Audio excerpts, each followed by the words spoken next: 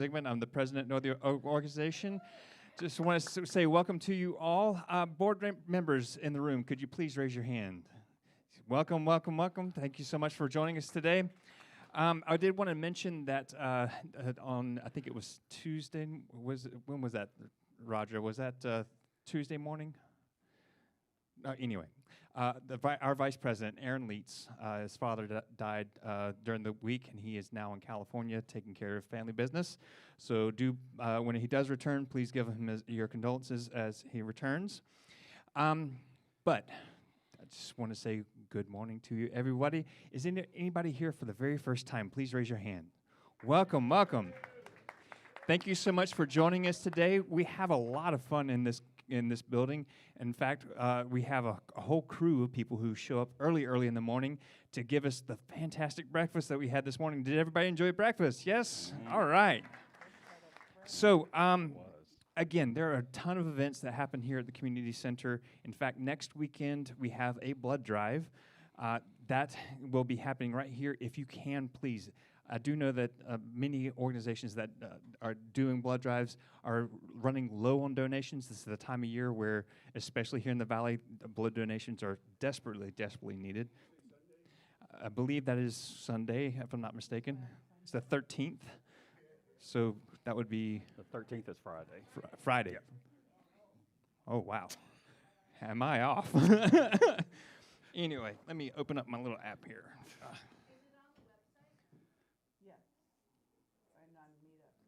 So on our meetup, we have a number of different events, including many of our different hikes that happen. We do have Let's Geography that happens here in the building. We also have Inner Development Goals, which Trevor runs. We have Philosophy Under the Influence. One of the big ones, though, is our VAST meetings. It is a volunteer, mutual aid, and solidarity team. These people are the volunteers in this room that come together and see what we can do to help out in the community at large. We also have a little free pantry out front. Right now, we are running slightly behind on our budgeting for making sure that the kids that walk by for the schools have enough to kind of snack on, or a family in need might be able to grab some canned goods, some beans, some noodles, stuff like that to help fill out their meals. I know that a lot of people are struggling right now, so they could definitely use our help. The other thing that's happening, I think, is that next weekend is crocheting sleeping mats for the homeless. We come together, make plastic yarn out of shopping bags, and then crochet those into sleeping mats for people who are living on the streets and want something a little more comfortable and a little less hot than sleeping on hot concrete. So these are different types of events that we do. There's a ton on our meetup. That's the best place to see where everything is located, what we're doing, what's going on. We are in the middle of doing a little bit of a website update, so we're going to be getting that fixed as well. I know that we've had some issues with people seeing current events on the calendar, so please look forward to many of those updates that are coming. So one of the things that I did want to mention is during this meeting, if you could do me a big favor and silence your cell phone, especially out of respect for our amazing speaker today. I'm very much looking forward to listening to this, Dr. Lester. But for the time being, I'd like to bring up Pam Morgenstern to give us a Humanist Minute. This is what humanism means to us, what we do, what we believe in, and Pam is going to give us an update. Hi, good morning. Good morning. There, okay. I'm sure you all share my horror in what's going on with ICE and the deportation stuff, so that's really where my personal efforts have been focused lately. I found a group, and they hired lawyers, and the end of this week, I think, they're coming out with 2 power of attorney forms. So if I'm going to pass around a sign-up sheet, if you want to get these forms and get involved with this, their suggestion is that we have folks that are at risk of being deported sign these 2 forms. One is for their property. For example, if they get deported, that means that whoever they wrote as their power of attorney can sell their car and hopefully get the money to them. The other is for their dependents, so their kids don't end up in foster care and they can find where their kids are. So we need to get the forms to the folks, help them to sign them, and the forms have to be notarized to be effective. So looking for notaries. I'm looking for a notary class. I have a few friends that want to do that too, so please sign up. They printed these little red cards, and you could take a picture if you want. One side's in English and one side's in Spanish for people to know their rights. Unfortunately, I've been told that you have, oh great, I've been told you have some cards here. I've been told that sometimes the ICE agents just rip them up in front of the person. Basically what it is the person needs to know that they can say they're not willing to talk to them without a lawyer present. A big deal that folks don't seem to know is the, what do you call it for them to go into people's homes? The warrants, they have to have a specific person's name on them. They are not allowed, of course they're doing it anyway, but they're not allowed to just go and terrorize neighborhoods, knock on doors or restaurants and clear them out. They're supposed to have a warrant for a particular person's arrest. So if we can get pictures of the warrants, that would be great, and report them. I think they may also be interested in the judges that are signing these things. I don't exactly know. But if you want to get involved in this, please put your name. One of the refugee groups that I help, I'm a coordinator for monthly. If you want to sign up through Hands On Greater Phoenix, or just contact me. We put together, clothing and furniture, little stuff for folks that we're a secondary agency. They get their big stuff in their apartments through other agencies, and we do fill-in. So now they're doing revisits because obviously we're not getting a whole lot of new people through the program. So we're going back to the same folks and seeing what else they need and how we can help them at this stage. So thank you. Have a good morning. Okay. Again, thank you so much, Pam, for bringing us that update. While we do have the presentation going, I would like to ask if you please hold comments until question and answer time, and also please practice the 10 commitments of humanism. Oh, yes, Roger. Jason wanted to, did I say Jason? I'm sorry. So, Pat, just a second. So, threw me off there. Sorry. So, during the question and answer time, I will be coming around with a microphone, passing it around. We got to have a quick update with Pat, and then I will have Jennifer introduce our speaker. Thank you. You probably have heard next Saturday, the 14th, there's going to be protests all over the nation, over 1,000 of them planned. It's the Day of Rage, protesting the Trump, Musk, evangelical, nutcase, GOP juggernaut. And there's 4 of them that are local. They're all over the place. There's way more than 4 around town, 4 local. There's going to be one at the state capitol, should be a big one. There's one out in East Mesa. There's one at the Tempe pedestrian bridge between McClintock and the 101, just south of the US 60. And there's another one at the Tempe, let's see, that was the Tempe pedestrian bridge. And there's another one in Old Town Scottsdale. Rather than give any details right now, if you need any information, please get in touch with me. My phone number is 480-250-8182. I'm Pat Schwinn.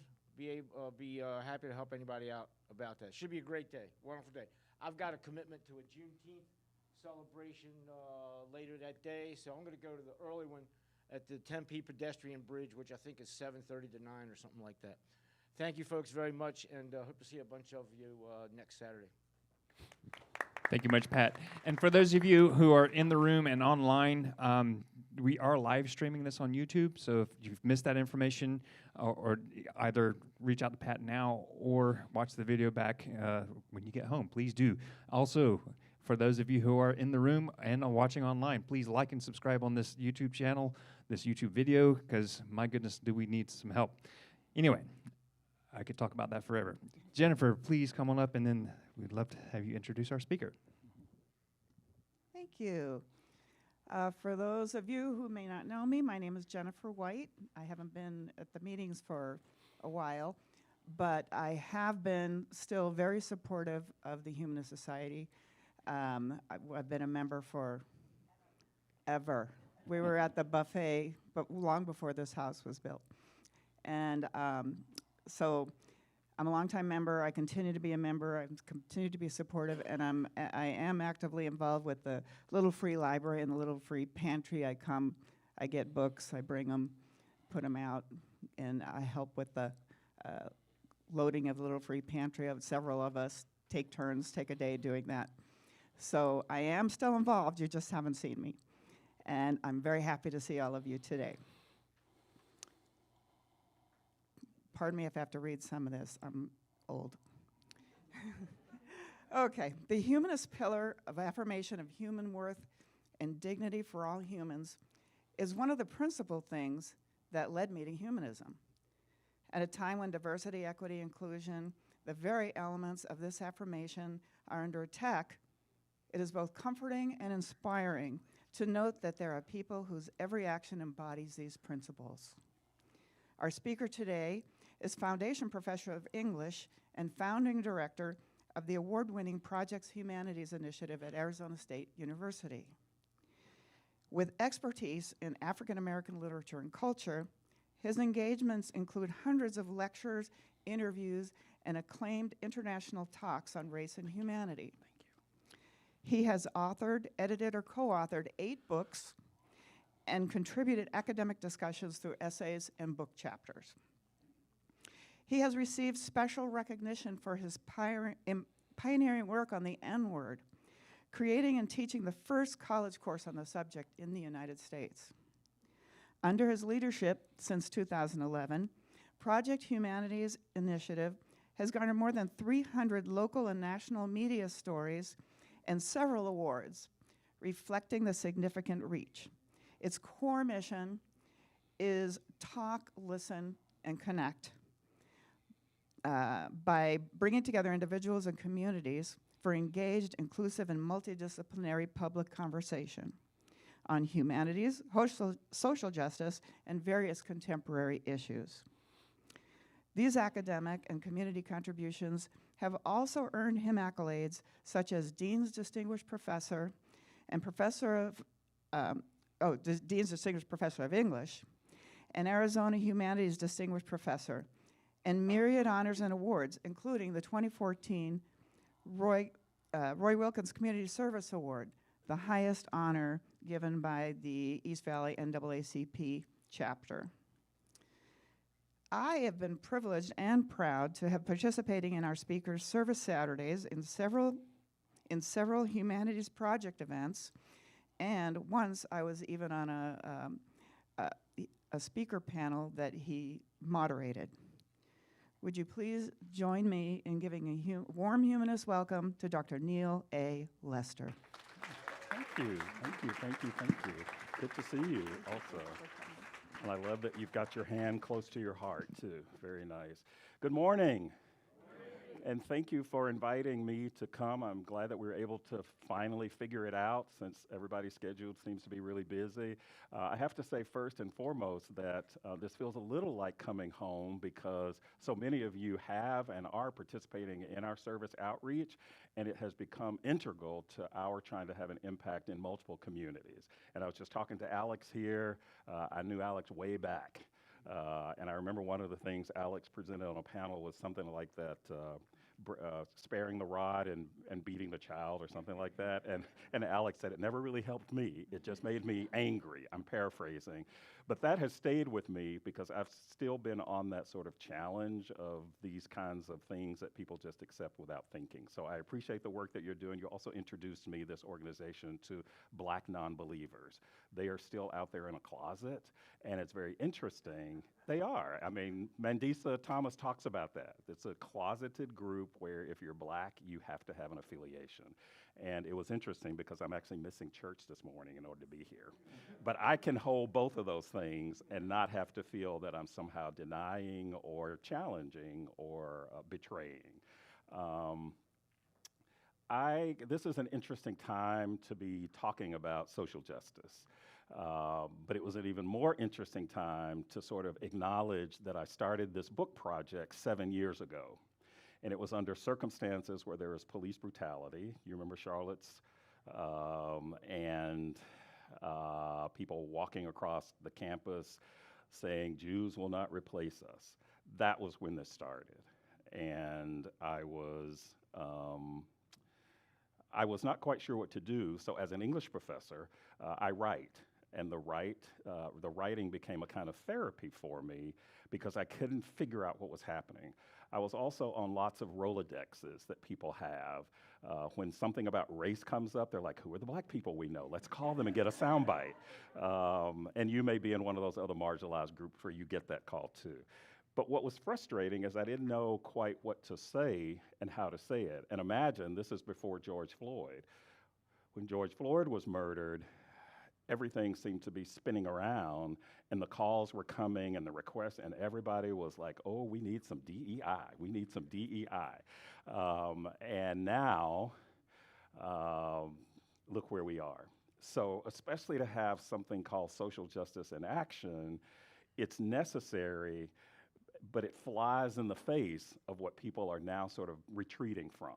Those people who are committed to doing, which is what I have to applaud this organization for doing, is continuing the work. But there's so many who are retreating on so many levels. So I applaud you and thank you in the context of inviting me here to talk about. There's so many things. We could spend a whole lot of time talking about anti-DEI and the nonsense of somehow putting in a binary DEI and merit. We could all name several things that have absolutely nothing to do with merit. Merit seems to translate to loyalty, and loyalty seems very fragile under certain administrations. What was easier to talk about before this last election, however, was to talk about these things in broad terms. I would never be in a class or a group where I'd have to mention a name. It's impossible to do that now because it's all coming from one direction. The assaults on so many of the values that we have, the very assault on humanity, the very assault on dignity is coming from one direction. So it's hard not to name that now. So I'm actually on one of those watch lists, professor watch list, because I have consistently tried to call it out as I reminded myself of not being complicit in perpetuating these things. So yes, I don't know what the watch list means. I'm sure my title is on that watch list as well. In fact, I'll show you what it is. But that's what the book grows out of. And I just want to walk you through some of the things that I went through as I was trying to put this together, and also perhaps to introduce you to the book, because on Wednesday night, we will have many of the 30 contributors virtually meeting each other and talking about their individual contributions. So I'll talk about why this is not a monograph, but rather a volume of edited pieces, and even the resistance that I met trying to put this together. So it's called Social Justice and Action, Models for Community, or for Campus and Community. Not the model, but several models. Here's where it all started. And I mentioned this earlier, but I wanted you to be aware of what I actually said, because it started off as an op-ed piece. And it was not Charlotte's, it was Charlottesville, I apologize. And so the article that I wrote was actually in what used to be Teaching Tolerance. Some of you know the Southern Poverty Law Center. And that's what I wrote about. Some of you may recognize that's a kind of a play on Ntozake Shange's For Colored Girls Who Have Considered Suicide When the Rainbow Is Enough. She's the author. How many of you know that? I recognize it. Okay, because not many people know that. I wrote my first book on Shange. And Shange has taught me a lot of what I know about language and also a lot about what it means to resist. But in that particular op-ed piece that then became this blog for Teaching Tolerance is for K through 12 educators and then others who might be interested. But I said, and this was 2017, remember, for white allies in search of a solution to American racism when folks of color are exhausted. Now, I said that again after George Floyd, but I can tell you why I said this. So I go out and I do these presentations, and I give as much as I can give. And when I think I've given my all, somebody will come up and say, so tell me what to do. And my first response was not a kind response. And, hey, my first response was not a kind response. And so fortunately, I have people surrounding me, family members. Some of you have met one of them, and they hold me accountable. and I got a call, or not a call, but I was reminded, a little tap on the shoulder after the event saying, you know, you really need to rethink how you're responding to that, because people don't know. You're sort of the expert, and they want you to sort of tell them what to do. And I thought, well, think about what they're asking me, or at least what's translating when I hear that question. And I started to take 3 breaths, because it was all coming from one place, by the way, too. It was coming from white women. I have not had a single person of color walk up to me and ask me that, ever. Ever. And I've been doing this for as long as some of you have been alive. I remember I was born in, maybe the only person here, Evelyn. Okay. In my classes, I say I was born in the 1900s, and they think that's a big deal, because it is. But what I learned is that I need to take a beat, and it also happened at your event. Yes, it happened at your event. That was one time. I'd given all that I could give. That person came up and just denied what I was saying. So I should stop leaning into victimhood and talking about black people and racism. But in the case of the people coming up, I had to stop and say, so tell me what you're doing. And that in and of itself presents a very different kind of challenge, because if people aren't doing anything, then the hope is that they will reflect on what they're not doing. Because here's what we could do together. If you tell me what you're already doing, then we can figure out what we might do together. Here's what I felt like was a bit of a trap. If they say, tell me what to do, that's like going to the doctor for high blood pressure, and the doctor just giving you a prescription. And then you're expecting the prescription to work, and sometimes you know this. We get a prescription, and if we start feeling better, we stop taking it. Or you don't get the prescription at all, you know, with prices of things. So it felt like it was a bit of a trap to ask me about a complex issue and then expecting me, who didn't create it, to have a solution to it. So I wanted to toss it right back. And what I found out is that a lot of the people who were asking weren't doing anything. So the question then to me is more complicated. Why haven't you been doing anything? Why all of a sudden did you wake up when George Floyd was murdered? What have you been doing the rest of the time? There's that woke wake thing again. Because you were sleeping, because it didn't affect you. And so I thought, well, I can't expend that kind of emotional energy every time I do a presentation and somebody's walking up to me and say racism doesn't exist. Yes. Okay. And let's add to that, you know, being on a national, this is all context for why this is necessary. On a national TV show, and I don't want you to go hunting it because that means it gets more views. In 2022, I was on there invited as an expert to talk about cultural appropriation, and it was a disaster. Because here I was thinking there could be an actual conversation. It wasn't a conversation. It was like walking, I'm going to throw a reference. You may have read scriptures even if you don't subscribe to it, walking into a lion's den and being devoured under the sense that people really wanted to have a critical conversation. Well, as soon as that aired, I started getting death threats. Over email and some over voicemail for essentially calling out systemic racism and saying that cultural appropriation is part of systemic racism. And I assumed naively that after George Floyd's murder, people had seen that white supremacy pyramid. Do you know what that is, that white supremacy pyramid?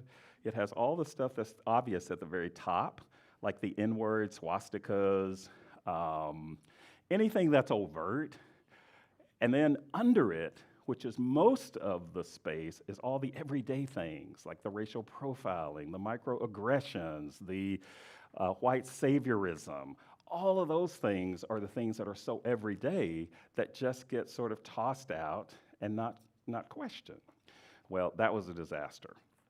So what I figured is that since I can't be there, and I don't want to have to try to talk to individuals because I can't, let's create this volume where I could have multiple voices talking about different aspects. Because even if I go to one doctor and get a prescription, another doctor may give me a different prescription for the same thing. And then the prescription that they give me still may not work.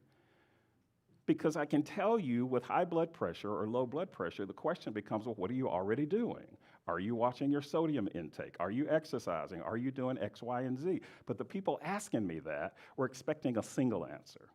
And so this volume is an effort to move beyond a single answer and to actually ask, what are you doing? And if you're not doing anything, look at what other people are doing and then take some ideas from what they're doing or join them in what they're doing. That's what the volume is.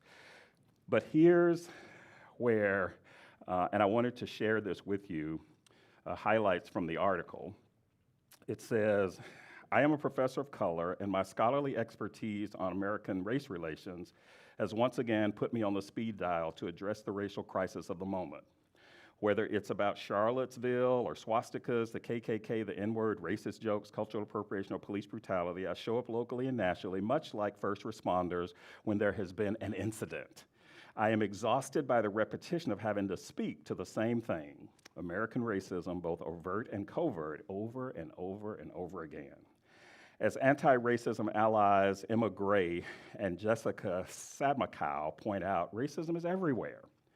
And American racism, white privilege, and white supremacy are challenges that people of color neither created nor should be expected to resolve, no matter our areas of expertise or lived experiences. Remember, after George Floyd's, there were also a lot of lunch and learns, where you'd ask the people most traumatized by this to come in and tell us, what is it like?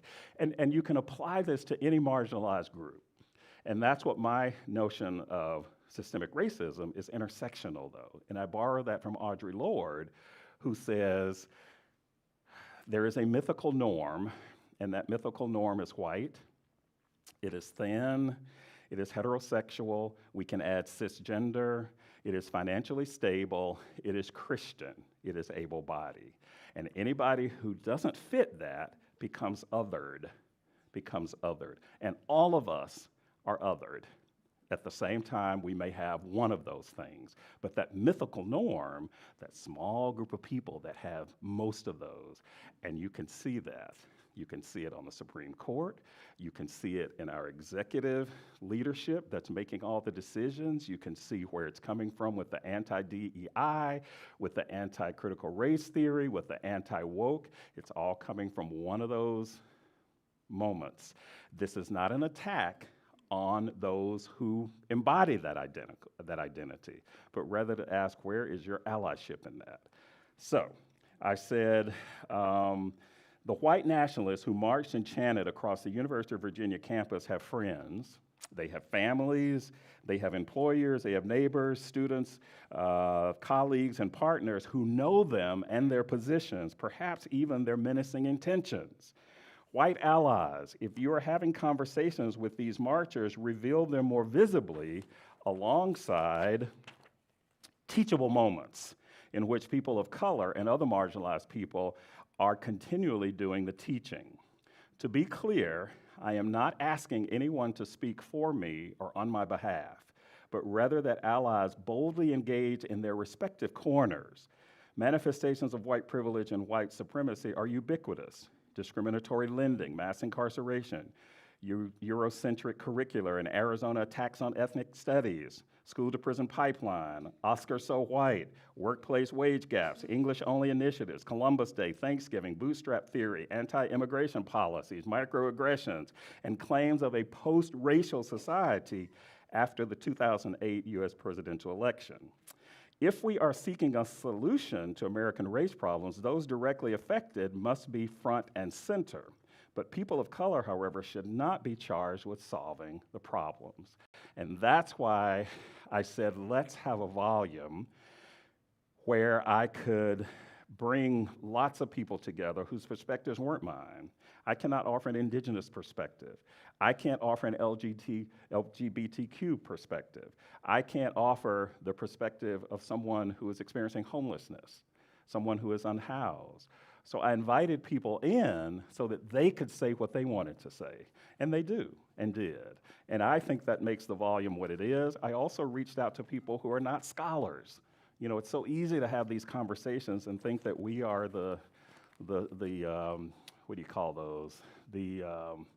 The sage on the stage, where we're telling people what they should do. And that's what people come to expect, just because you have a degree, just because you have this. But I am nobody's expert.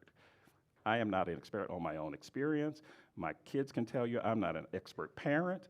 My spouse can tell me I am not an expert spouse. Some of you can tell that I'm not an expert friend. I'm still learning how to do that. So I'm not an expert human being. So that's what the volume's all about, and this is where it started. And let me tell you what we ended up with.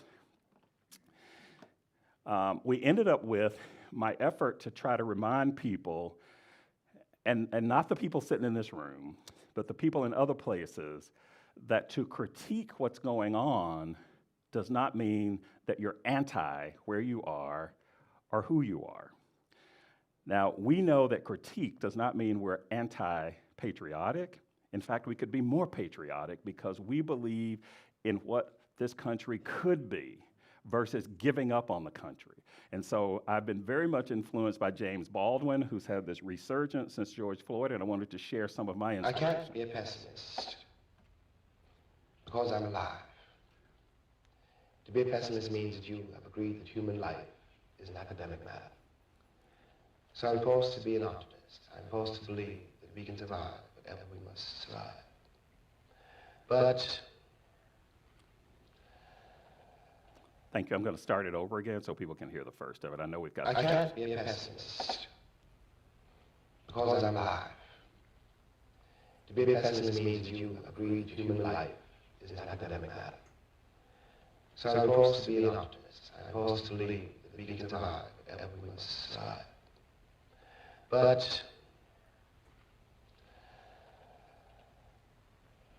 the Negro in this country, the future of the Negro in this country is precisely as bright or as dark as the future of our country. It is entirely up to the American people and our representatives. It is entirely up to the American people whether or not they're going to face and deal with and embrace this stranger whom they lied so long. I would love to see that documentary and have a conversation because it really does. And each time I say, what is it like to be minoritized? There are very specific histories, but there are also histories that intersect. So we can talk about marginalized groups that have fared the same under white supremacy. And white supremacy is just the illusion that whiteness is better. It's not about white people. It's not about white people walking through the campus. It is that the ideal of whiteness is better and best. Even the language, if we say, for example, oh, you're just telling a little white lie, or you say, wash me and I shall be whiter than snow, whiter than snow, whiter than snow, wash me and I shall be whiter than snow. And then all those things that are associated with black ball, black magic, black market, black list. Oh, it was a dark day. Do you see? That's not about people, but people created those, and those associations have then sort of fared out in how we treat people. And we certainly have, a construction of a whole system based on something that is nonsensical, this notion of race.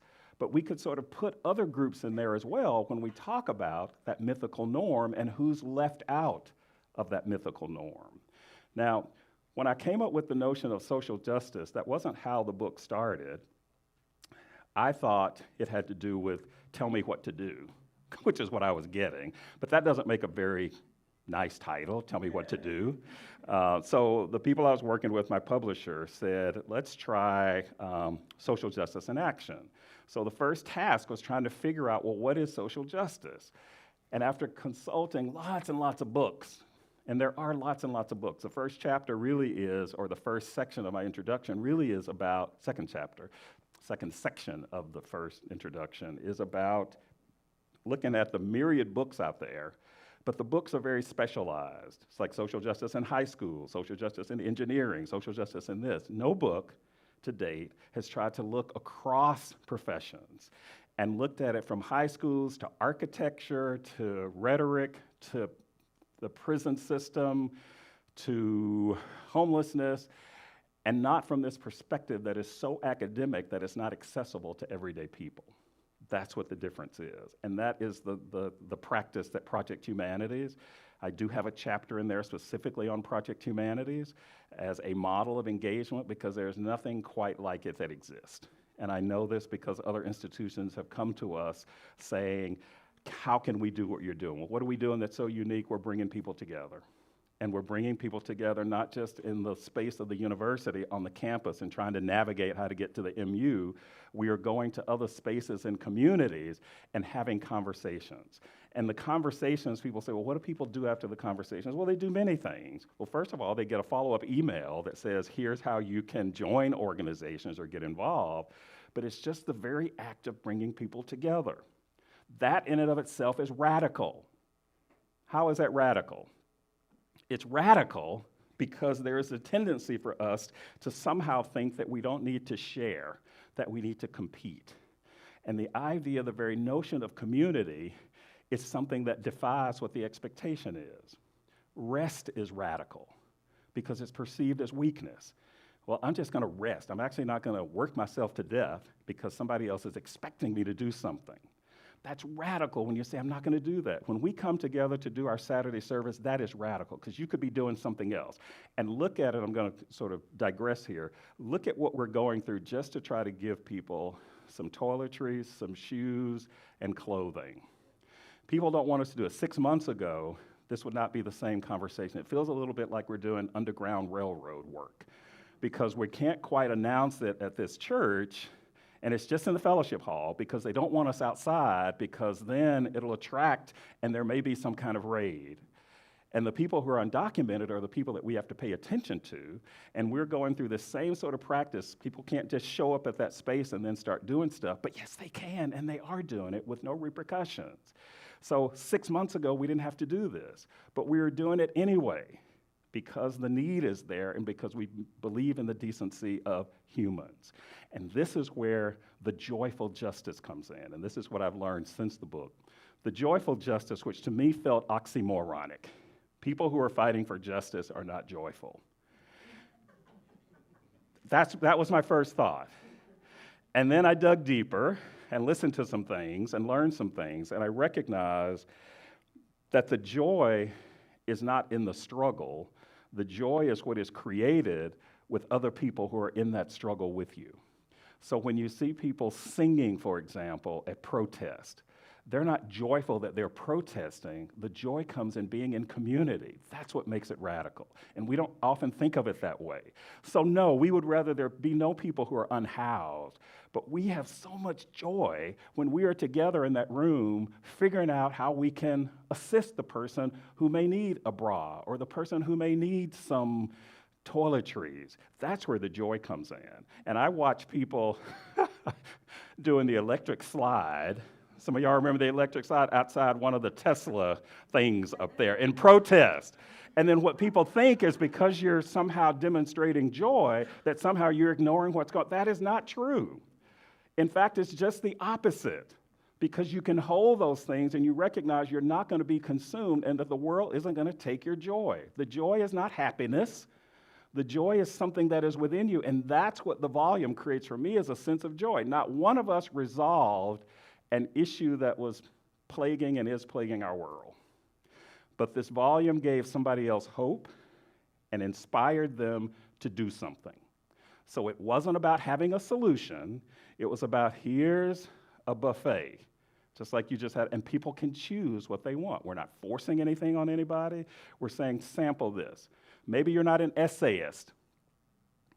You know, essay sounds really traditional. Maybe you want to read a short piece. And I had to fight with the editors for this because they wanted to call everything an essay. And I say, but a poem is not an essay. Austin Davis has a poem in here. That's not an essay. There's somebody else that has an interview. They're talking to each other about libraries, public libraries as social justice spaces. Now that makes sense to us. Notice how we go to libraries and the stuff in the libraries are free to the public. I'm not talking about a specialty library. I'm talking about a public library like Burton Bar. People from all over the place come. And they somehow see that as a nexus of where people unite. You can come from Paradise Valley, you can come from Ahwatukee, you can come from South Mountain, you can come from all these places and get what you want, and access to things. And that's one of the reasons that libraries stopped charging fees for, late fees, because that can disrupt access. So these two librarians have a conversation and says, well, that's all well and good, but keep in mind that the people who are librarians are also choosing what goes into a library. So when we're talking about banned books, for example, that conversation about taking, and literally, even though they're not banning the books, they're not making the books accessible. Because banning a book, taking it out of the library, doesn't mean you can't have access to the book. They're still publishing the book, it just means you may not have access. Well, access is huge. And so one of the things that they're talking about is how librarians need to check themselves on what decisions they're making when they choose the books. I can't talk about that. I'm not a librarian, but I've got these two people who can. There's also an actor. Some of you may know this actor from Matrix Reloaded. His name is Harry Lennox. He's also was in Blacklist, I believe, with Kiefer Sutherland. Does that ring a bell to anybody? It's what? Okay, all right. Okay, well, anyway, that one.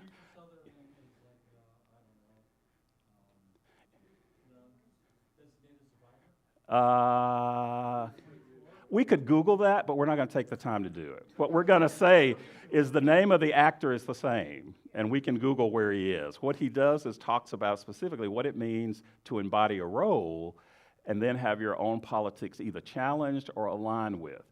And he looks at the careers of people who are in the public eye and who have had to either sacrifice something in their careers or they've actually made that part of their career, like Jane Fonda, for example.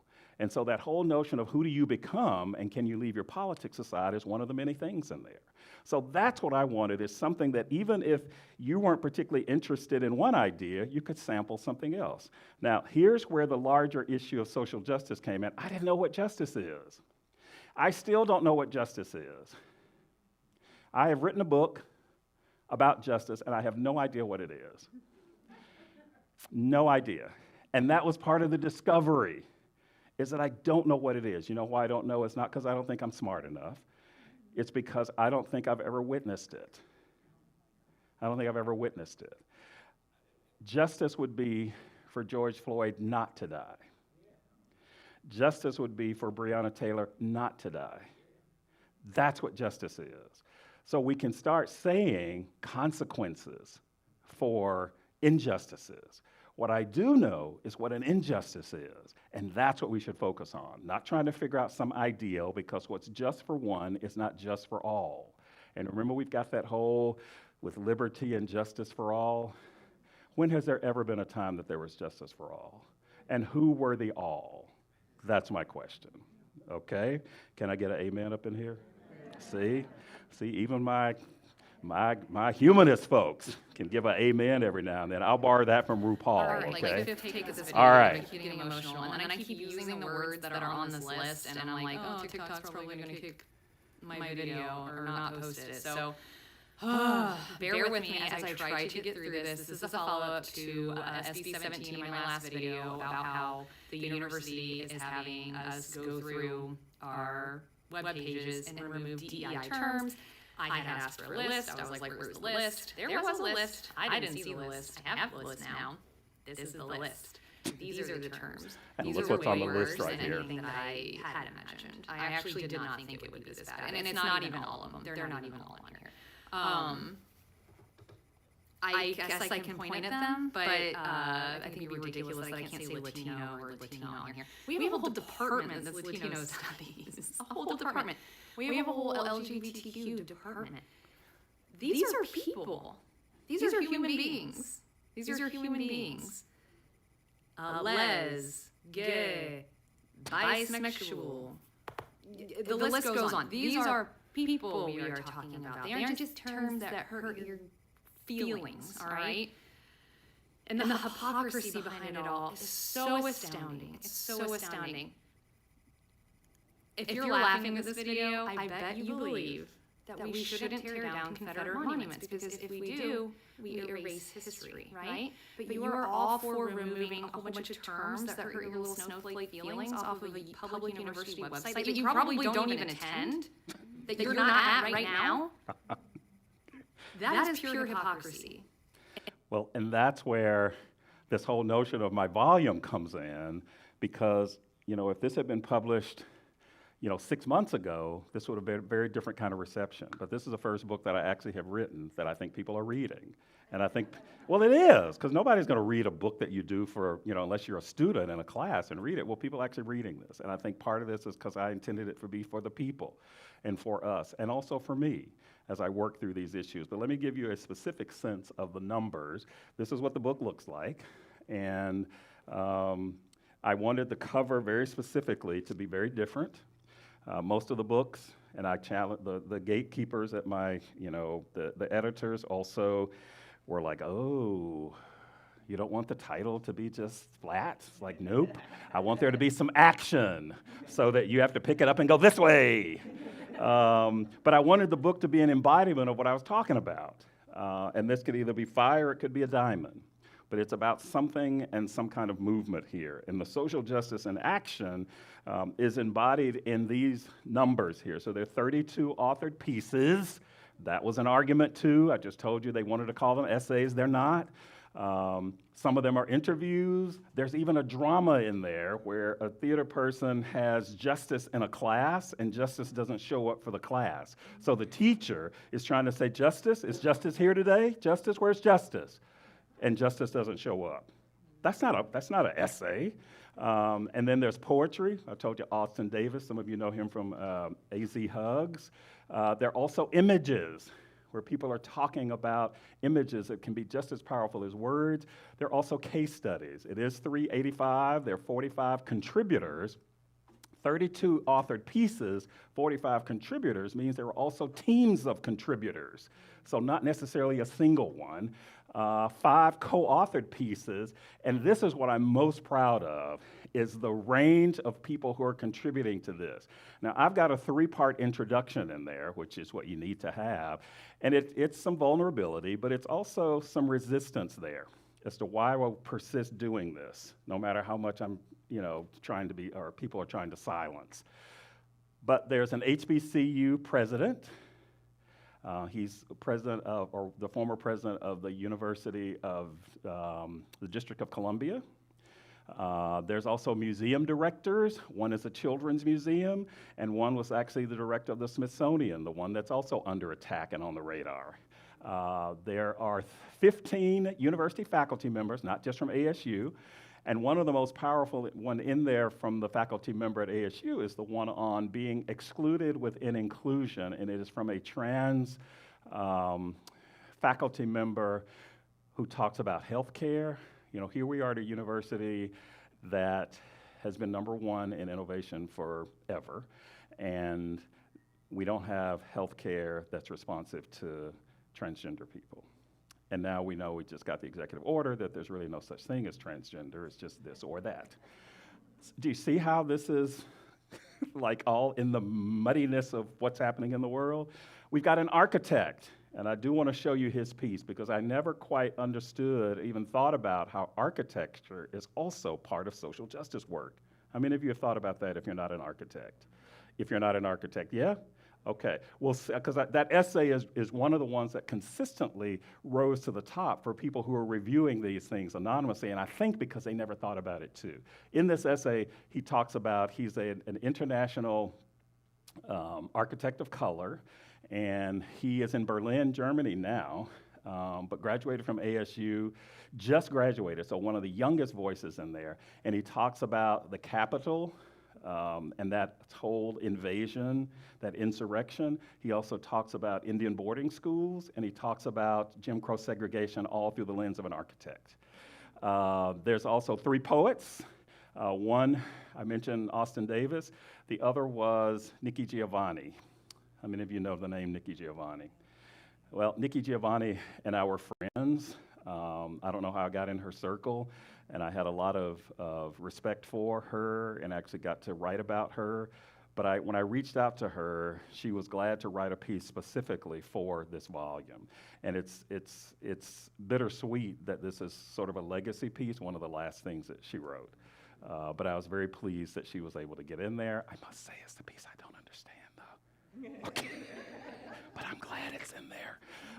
There's also a dancer who's very, very famous. Her name is Diane McIntyre. She talks about dance as social justice. I mentioned the librarians, the theater practitioner. There are 2 K through 12 educators talking about essay exams and how they have a lot of bias in them, and that they're not getting trained for how to exclude things. Like if somebody decides they're going to tell a personal story about trauma, that gets downgraded because they don't know how to deal with that. They're actually looking at whether the grammar and the organization is better. They can't even look at what the story is because they're so controlled by the test than the story that may be in the test. There's an evolutionary biologist. That's what I'm saying. How many people have brought them into the room together to talk about this? The actor I mentioned, and there's a graduate student group, because to me you can't have something about campus and community and just have it from the perspective of the teachers. So this is a student group that tried to start a multicultural center and met with all kinds of challenges. And they're writing about their experience. And one of theirs is that the universities are not designed for change and transformation, that they're designed to recycle what we think we know. And that's a very challenging notion, because I recognize that in my own work, and what we call education is actually recycling of what somebody has told you. So where really is the innovation in that? And that came from the students. And even though they didn't get what they wanted, what they created was a community of people fighting for something. And that's what I hope that the volume offers. And notice that we started in 2017. What happened during 2017 and now, or when it was published? George Floyd, the pandemic, and each time the volume had to be updated so that it was relevant, okay? So there was writing, there was updating, there was reconsidering, and then the whole thing was submitted in 2024, and then the book was published in October of last year. And I think what has been most exciting to me was to meet all the folks who contributed. We did this online, and now we're bringing people together on Tuesday to sort of meet each other and to answer the questions of people who are reading. But I want to give you a sample of what some of the folks have said about their essays as a teaser, and I'll just show you one of them. Let's see if this works as it should.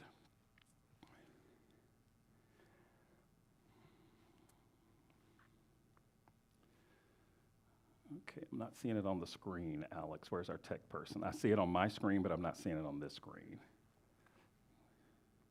I just went to a link, yeah. So you'll probably have to. Well, why don't you? I'll step aside. I know my expertise, and this will be the last thing, and then we'll answer some questions. The link is there. Yeah. It has a few people doing teasers. Yeah. Let's do back into the presentation. Right here. And then minimize you. Nope.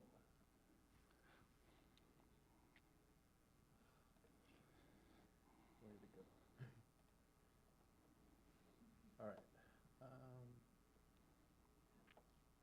Are you the tech person, Alex? I guess not. Okay. Right. Slideshow. There we go. Okay. Oh, okay, there we are. Yeah, you are the tech person. That's why you're the leader. So let's see, let's pull it up. Wait. Yeah. So when you get your book and you start reading, we'll feature you in a reader's gallery. And I wanted to give you a sense of one of these and that power of design. So let's see if we can get Josh. Josh is in Berlin now. Hello, my name is Josh Green, and in my essay, The Power of Design Justice, I argue that architecture is never neutral. Architecture has always existed as the built manifestation of the social, political, or cultural context of a given time, and reflects the explicit goals of an institution. And so in this sense, our built environment exists as a mirror, reflecting our society's underlying systems, its hierarchies, its injustices, and its aspirations. In my essay, I explore how architecture in the U.S. has long been entangled with white supremacy, from the U.S. Capitol building being built by enslaved labor to neighborhoods shaped by redlining and displacement. But I also look at the possibility of resistance. How can design become a tool for social change? Drawing from my experience as a socially minded practitioner, I show how architecture can either perpetuate harm or be reimagined as a practice of repair.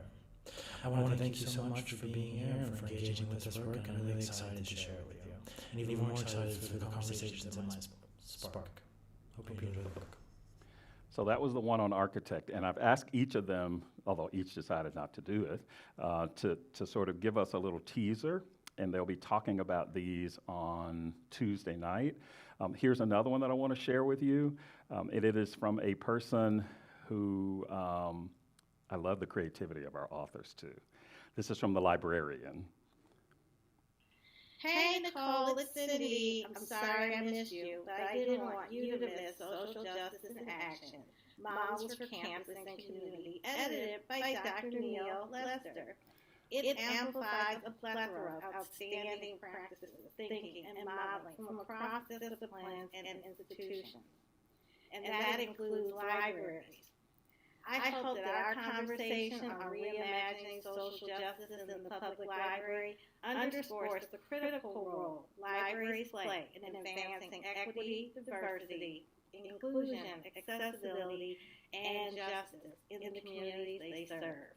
And of course, this work is tempered by some of the internal and external challenges public libraries face when they engage in social justice work.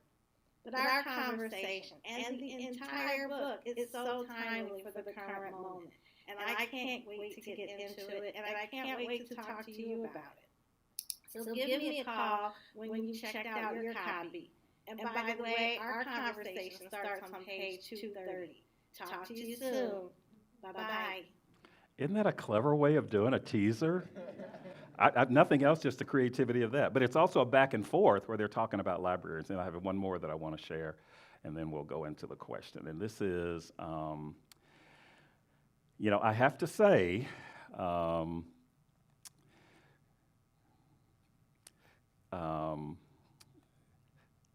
still wondering where the black non-believers are, because I don't see them in this room either. They're in the closet.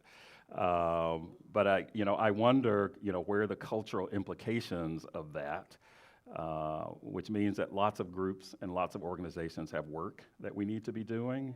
And it's not just this organization, and we don't have to say it just in terms of race. We can say that in other organizations, whether it's age, whether it's sexuality, ability, all of those things.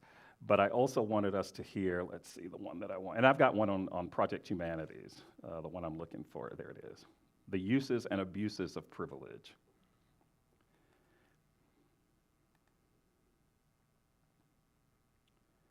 My essay, The Uses and Abuses of Privilege, interrogates the idea that people with privileges of various kinds should use them for good, as allies of people lacking those privileges. In the wake of the murder of George Floyd, there was a surge of how-to articles, blogs, and social media posts offering tips on ways that white allies and people of color could employ our white privilege to further the cause of social justice. Some of these suggestions, such as the idea that those of us with white privilege should speak up every time you hear something racist, or that we should put not only our voices, but also our votes and our bodies between those under direct attack and the attackers, struck me as relatively unproblematic. However, I found much of this use your privilege discourse quite troubling, as it often seemed to me yet another way of placing white people at the center of everything, and making us feel okay about our status in the world without bringing about meaningful change. In other words, it can be hard to distinguish between using one's privilege and accepting, even enjoying one's privilege. The essay examines the uses of privilege in service of social justice, with a particular focus on the college classroom, where privilege is usually disguised as authority. I look at some of the ways that the dominant whiteness of the academy reproduces itself, even when those with white privilege insist that they are committed to dismantling racism. The essay ends with some reflections on my own experiences as a college professor, and some admittedly smallish, but nonetheless, I think, meaningful ways that we in academia might usefully work towards social justice. Critically, I urge people with privilege of various kinds, including white privilege, to avoid mere performative allyship and to do whatever we can to keep ourselves conscious of our privilege and to try to reduce the effects. So I like the range of that because it's looking at privilege from a slightly different way, and hers comes out of an experience of being the white person in the room and then having people just defer to her, and recognizing that even when you're trying your best to be an ally, others might shift you in that position. How do you respond to that? So I want to end with this notion that social justice for me has embodied these principles that we call Humanity 101 at Project Humanities. Project Humanities, I started with some faculty members 14 years ago. And it was at a time when there was an economic downturn, and the first thing that people started asking is, what are you going to do with a humanities degree? Are you going to make money with that? And then parents start shifting, the students' focus to other areas like business and engineering. And so when I was given the charge by President Crow as a dean then, the idea was, how do you make humanities more robust? And I chose to go the public humanities route, which is if I can get our stakeholders to see the value in humanities by participating in humanities work, then they'll be more inclined to support it, rather than going in strictly as an academic, trying to say, well, here's how you can get a job with this degree and this degree. That was uninteresting to me. And what started off as a week of activities around a topic that we could bring people from all disciplines into became then a semester. And then it became, 2 semesters, and now it's year round. And we do everything from conversations to film screenings to a documentary, We Want the Funk, at ASU Mirabella, and brought in a live funk band. And the idea is, what is funk, and how do you know when something is funky? And I don't mean funky like stank, but stank and funky can be good in the right context, because it's radical and it's queer and it breaks outside the margins. And that's what funk is. And I also think that's the source of joy. And there's so many things that sort of hinder that sense of joy, but all of it comes out of what we call Humanity 101, where we try to get people to realize that compassion, empathy, forgiveness, integrity, kindness, respect, and self-reflection are not desserts. They are fundamental. And I ask, if people are looking for stuff to do, sign the pledge, get involved, get the volume. And even if you can't get the volume, because I don't set the price of the volume, get a library to get it, and then go borrow it, or pass a copy around. And keep in mind, it's not a novel, so you don't have to read the whole thing. You can sample things on the buffet, and then decide what you like and what you don't like, and then decide what are you adding to what you're already doing. Because the struggle is real, to go with the cliche, but I know that by the fact that you're in this room at this moment when you could be elsewhere means that you're committed to this upstanding ideal that we have, that we can be better and do better. And I want to leave us, and this is the part where you'll have to stop it. Project Humanities, we got a website, we got all that stuff.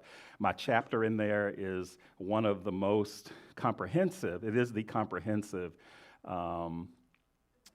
description of Project Humanities.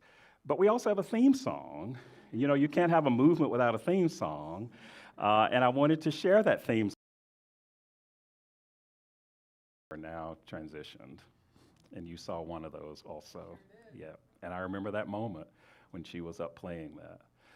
But yes, it's interesting. And that should add a certain kind of urgency to the work we're doing, because, the future is the next breath. And some people are not taking that next breath. So the volume is intended to answer the questions that I can't answer, but also to give possibilities to those who are really, really, really trying to do the work. So thank you very much.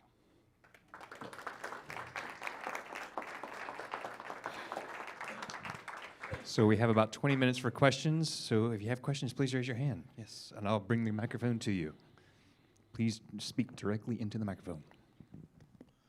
I want to know, from the time you came up with the thought for the book until the publishing, how long did that take? 7 years. Because keep in mind, we had the pandemic, and we also had George Floyd, and so each time I wanted it to be relevant, and the idea was, also when you're working with 32 different people and people not respecting your deadlines and all of that, that was the most frustrating, which is why I get really irritated when people like, oh, but it's not a monograph. We're one person. With one person, you don't have to collaborate with anybody. The hard part is when you have to collaborate with people. And it was a fun collaboration, but it's also, people were sick during COVID. Deadlines were not my deadlines, and so there were all of these sort of human things that had to be some people just fell off because they lost their jobs, or they got married and they went off to there were all kinds of like life stuff that meant this wasn't their priority, nor could it be. Same thing when I asked them to do teasers. They're like, and then some people died, how dare they? That life stuff happened, and I think that's part of the real collaboration process, is you learn that you have to adjust and also be mindful and extend people grace. Yes. Hey, Rada. Where is it available for purchase? I want to say, this is what's funny about it, because this is not a novel. If this were a novel, people would be like, oh, it's at Barnes & Noble, oh, it's at this place, oh, it's at that place. Because it's a different kind of book, you can get it from I would recommend someplace other than Amazon. I have a few here that I can also share with you. You what? Oh, okay. But you can also get it from the MLA, the Modern Language Association. They're the ones that published it. I'm feeling, some kind of way about Amazon. Okay, but I don't want to make a decision for you. Yeah, and I'm happy to sign them also. Some people, charge to sign. I don't do anything. I don't know if my autograph will be of any value, but I'll certainly autograph it. You can call Changing Hands. We did the launch at Changing Hands, and lots of people showed up. We did an author talk at the other Changing Hands in Tempe, but even with Changing Hands, they're like, if we buy all these books, are people going to buy them?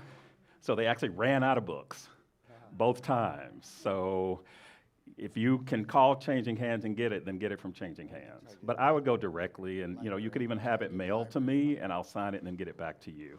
Yes, but I want you to read it though. Yes. All right, you briefly talked about the watch list, right? Yes. And could you expand on that a little bit? Okay. And, you're on it too? Also, do you think university professors are being targeted? Well, that's not really an expansion, though, because we've been this watch list existed before this current administration. In fact, you can just Google professors on the watch list. And what it technically means, as I understand it, is that some conservative students have complained about either the work you're doing or something you've said in class, and then they get other conservative people kind of rallying behind you, and then you get on this watch list. And it can have anything to do with what you teach to who you are. But mine is tied to a specific moment when I was on that talk show, and I said, cultural appropriation is part of white supremacy. And you can Google that. I didn't make that up. That wasn't even an original idea. The pyramid is there, or you can say it's an iceberg. The stuff that you see on the top is not nearly as much as you see the stuff that's under the water. And it's the everyday stuff. So that wasn't particularly profound, nor was it mine. And you know what? I didn't even say it as though it were mine. But it was such a radical idea, and I made the mistake of saying everybody is raced. Did you hear that? Everybody is raced. What they heard was everybody is racist. Everybody who walks into this space is raced. But it's race and something. It's not, nobody walks in here just as a bundle of race. And trust me, when I'm talking about my stuff, I can talk about my stuff intersectionally. Because when you talk about whiteness, for example, you just can't talk about all white people, yes, but you also have sort of hierarchy within that.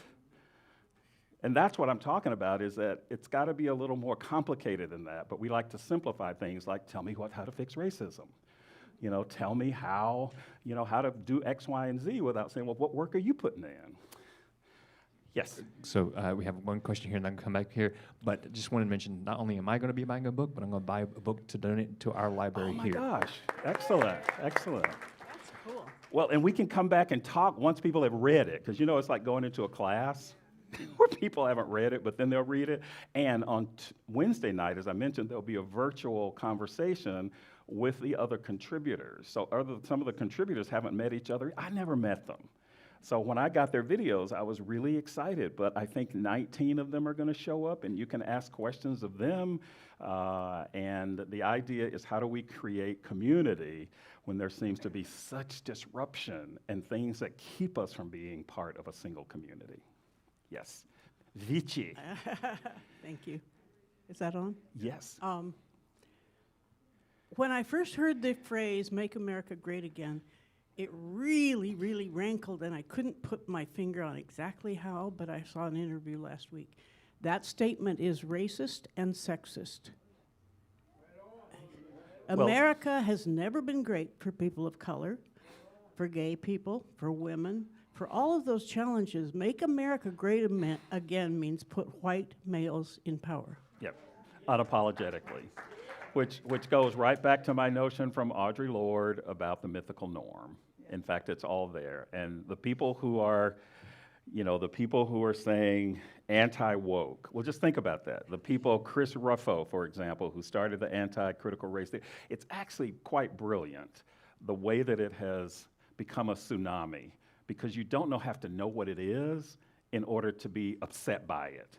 And his formula, this is a guy that started this, and when people were doing some of the anti-racism work, and somebody in a workshop complained because they mentioned the idea of white privilege. And I've got stuff from Elon Musk who said, "I don't have any privilege. You think I got advantages because of my white skin?" No, he says that. Go Google it.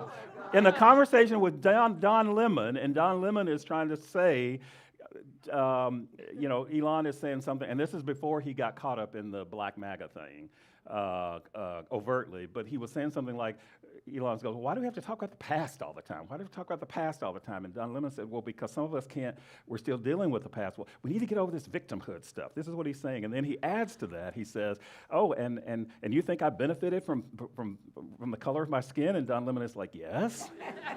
And he has no clue. He has no clue. And all we got to do is sort of fast forward to what's happening now. And we've got certain groups coming into the country, welcomed, and other groups being kicked out of the country under this very false narrative that there's a white farmer genocide someplace in South Africa that nobody can validate. And it doesn't matter because nobody wants truth anymore. Yes, sorry, that was a digression.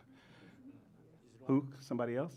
Dr. Lester, thank Yes. you very much. Great presentation. Sure. About 2 months or so ago, we had a presentation right here where a black criminal justice attorney was our speaker. Okay. He gave a good presentation. I had a question at the end. It was basically, why is it, sir, that given the fact that everybody knew that Donald Trump was going to be the most racist president in the modern era, that so many brown folks voted for Donald Trump? And he didn't really have an answer for that. And then since then, we've had 2 more months where things have been going horrible, and there have been lots of interviews with people, brown folks, all over the country who said, "Well, I voted for him, but I didn't know that he was going to do all these things." So I'm asking you, sir, when we knew that this was pretty much going to happen, why is it that so many brown folks voted for Trump? Well, Thank you.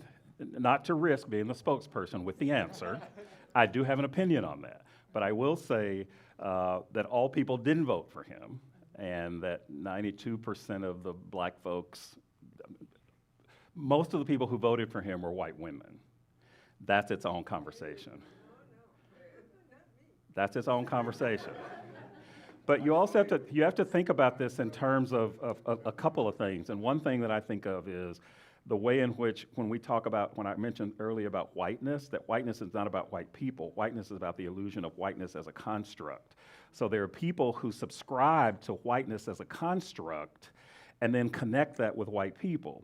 So when you walk into a classroom or walk into a doctor's office, and you want the best doctor, and you have a woman come in and a man come in, and they're both white, the consensus that people, unless it's a gynecologist, sometimes if it's a gynecologist, we think that male authority is the authority. It's part of how we've been showered on and how we've absorbed this. And each of us has fallen into that. And sometimes there weren't options. But think of the times that black people, I think of this exercise, this plain moment where somebody was having an emergency, a medical emergency, and they were saying, "Is there a doctor on the plane?" And the black woman stands up and he's like, "No, a real doctor."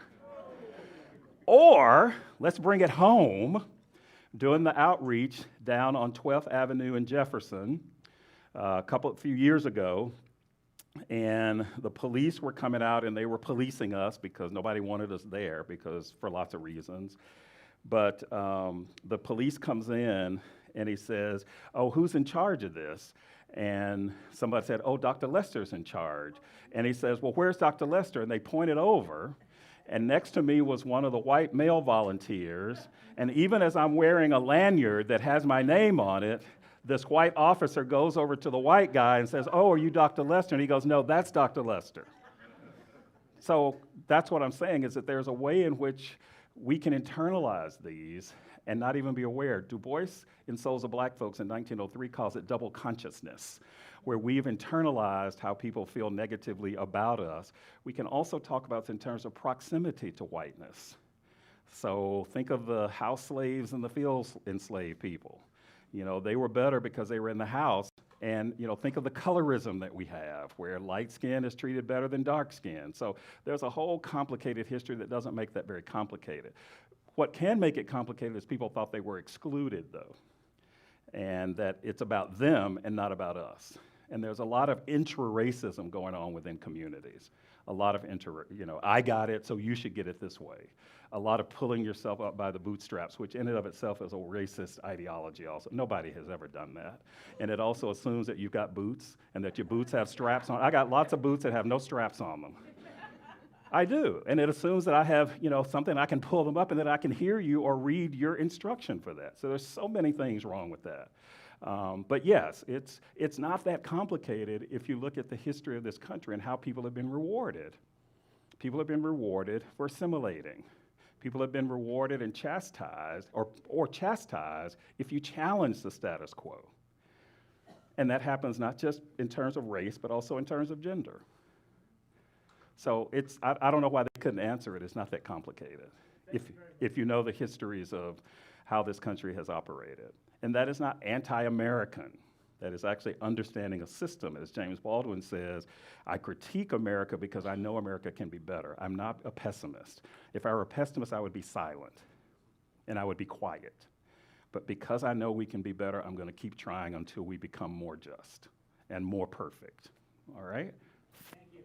Yes. Hi. Was that okay for you? Okay, thank you. Yes, My name is Nicole. Thank you. So I have always spoken out and stood up, and it often comes at a cost to my family and the people around me. I teach my kids not to celebrate Thanksgiving, then they go to school and get picked on. I'm looking for advice, resources for how I can continue to stand up and speak out without hurting the people around me. So bringing people in on hey, there's a lot of bad things going on here, and also not embarrassing my family. Well, let me hear this is my strategy, is to hear from you first. Well, we may not address that specifically, though, but people in here have an opinion, though. Yes, somebody has an opinion or a response?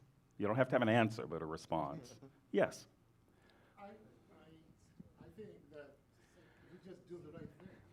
Just keep doing the right thing, and then the truth will eventually emerge. Could you repeat that for the people online that can't hear? Okay. Do the right thing and recognize that, first of all, I'm going to add to this, that you can't control how people are going to respond. If you're doing the right thing, at the end of the day, you have to be committed that you did the right thing. And if it's your truth, then you have to tell your truth. And you have to keep addressing. Nobody ever said that the fight for racial justice was easy. People have lost their lives in the fight for racial justice, for social justice. And part of that is because we can sit here today and have some of those freedoms. So it is about sacrifice. Anytime you try to extend human kindness to folks, it is a risk. And the risk is that people won't return it. Or even in the face of extending it, people will still be unkind. But at the end of the day, you have to know whether you've done it. Now, the embarrassment, that's a different issue. People in my family would say I embarrass them all the time. So it has to go beyond embarrassment, okay? Unless it's genuine hurt, And again, those are issues that have to be addressed, but it's also you have to determine whether it's worth the risk of your emotional health and labor. Because there was a situation that led us here when my children were very small, and it was a fight with the school system. And we fought and knew that we were right. But right doesn't always win. And even when we prevailed legally, then things started to happen that were illegal. And it became more of a struggle trying to hold somebody responsible for something that was legally right. And so our decision was to leave that circumstance because it was bigger than what we could fight or wanted to expend our energy on. And that's also one of the stories in here, is no matter how much the fight for justice and right is, we are not necessarily going to win, so you have to redefine what the win means and what lesson did you learn. And sometimes the best lesson is, let's remove myself from this circumstance because it is taking its toll on our whole family now. Let's look for something that may be better. And I'm sorry this is happening. I'm sorry that it's happening. But yes, and that's what we had to do. And I think that made the difference because, and that's something I have to teach I tried to teach our kids, is that no matter how much we fought and we knew it was right, there are people kicking against that. And just think of the moment we're in now. You know, I'm teaching a class in it's called Black Anger and Black Joy about a year from now. And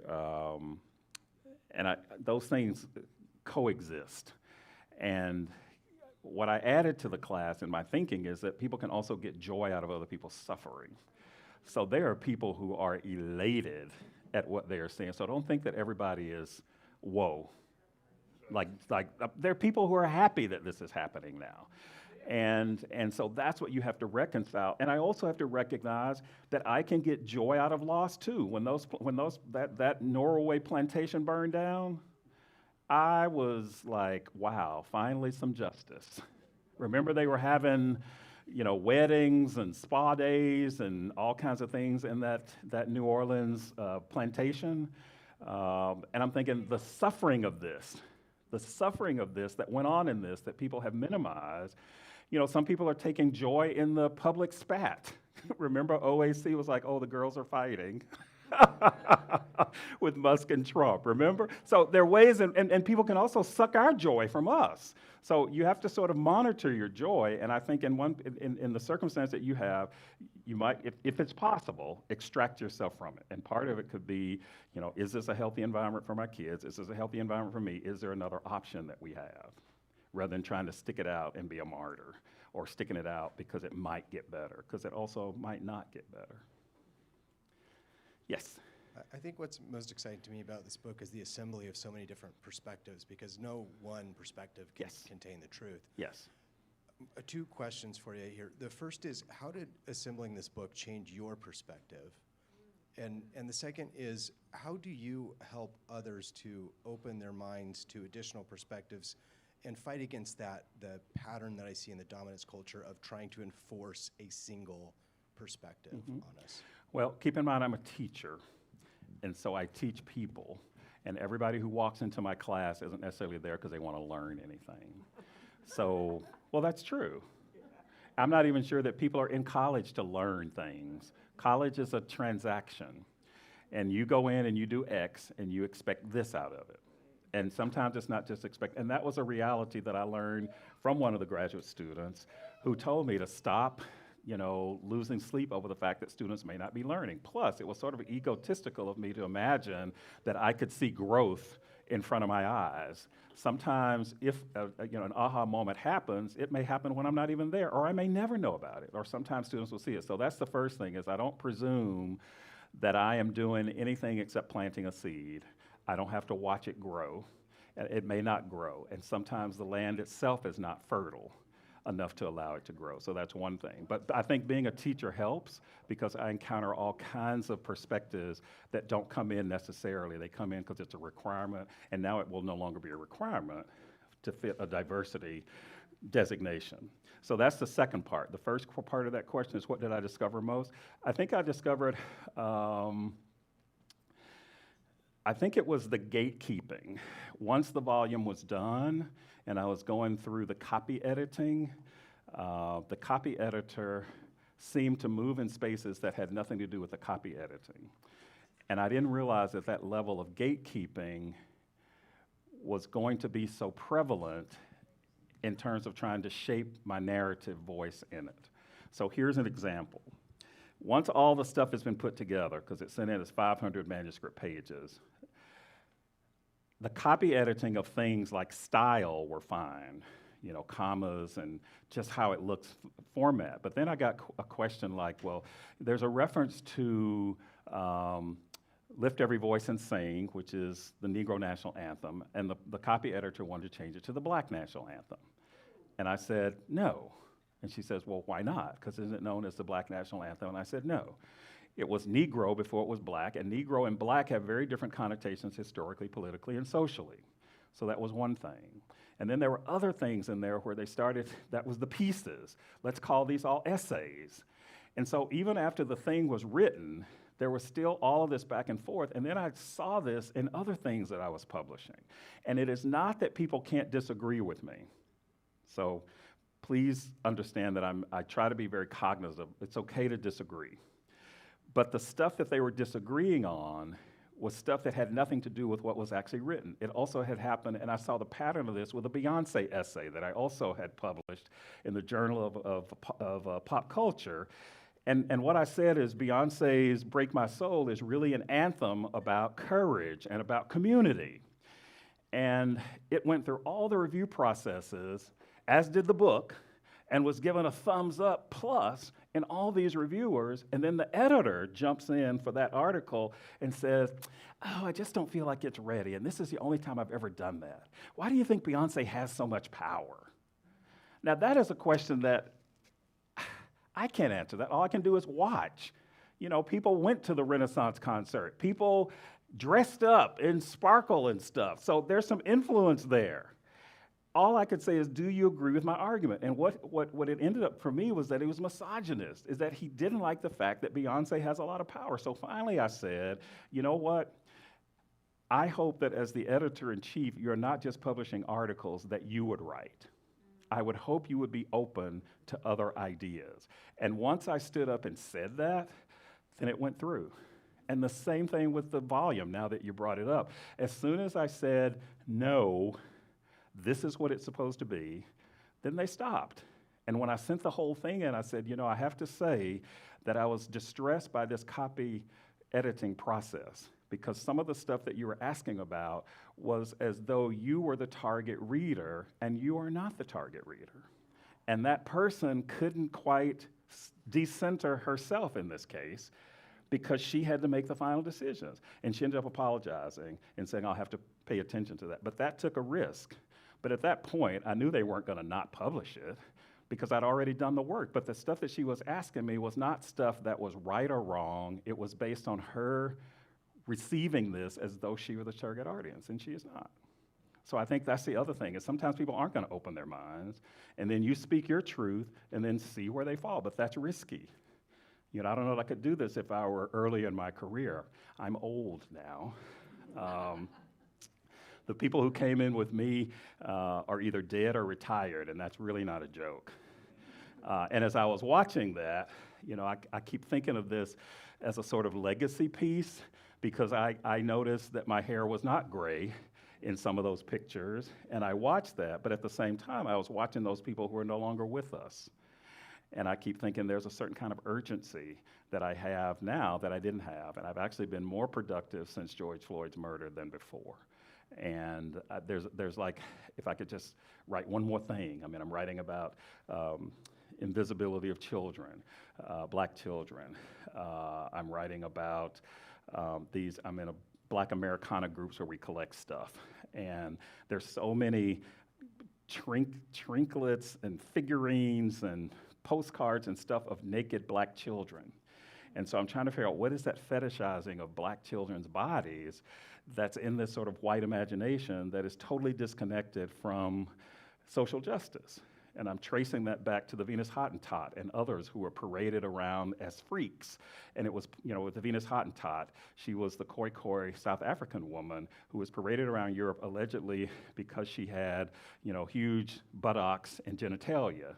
And I'm thinking of the BBLs now and all that stuff where black bodies, Michelle Obama's body was continually talked about when they were in the White House. Why is she wearing shorts? Why do we see her skin? Why is she this? She looks like a man. There are all this sort of policing of bodies, but it extends also to black children, though. And black children are the least vulnerable. We don't even ascribe innocence to black children. Innocence is for white children. Tamir Rice was not innocent. He was shot immediately. I'm thinking of the way they described Mike Brown, or, any child. There's something called adultification, and we can only look at the data, the disciplinary data in schools, to show that white kids and black kids are disciplined differently, and that prison to pipeline is a clear marker of that kind of difference. And these are black children who are invisible. But the article grew out of these black children in these parks, these theme parks, Sesame Place, that were ignored by the big characters. And they would sometimes either bump them, or the little children would be, and these are like 4 and 5-year-olds waving at a parade, and nobody would come over to them.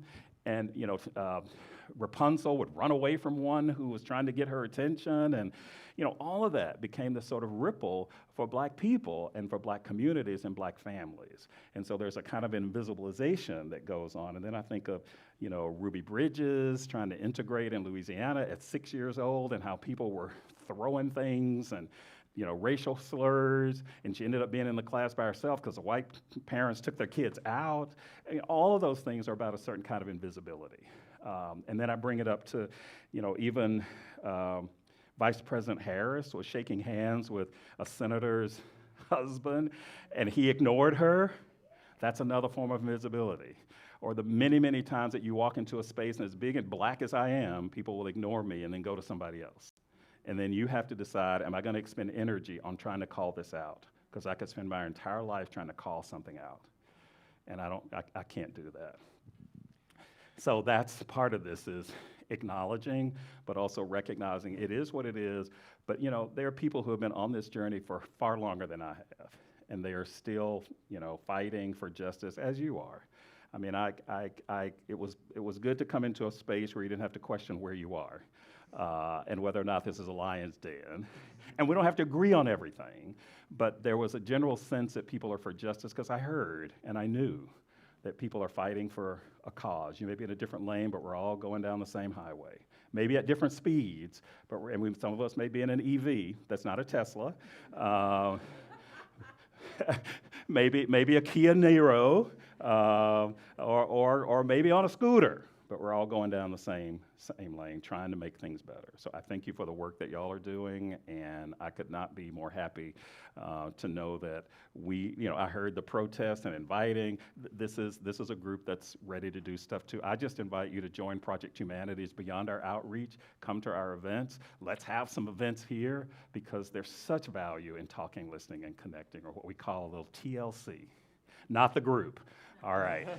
Yeah, there was a final question back there. Comment. For the live stream, we're going to have to end it. Oh, okay. And I'm sure everybody in this room would love to chat.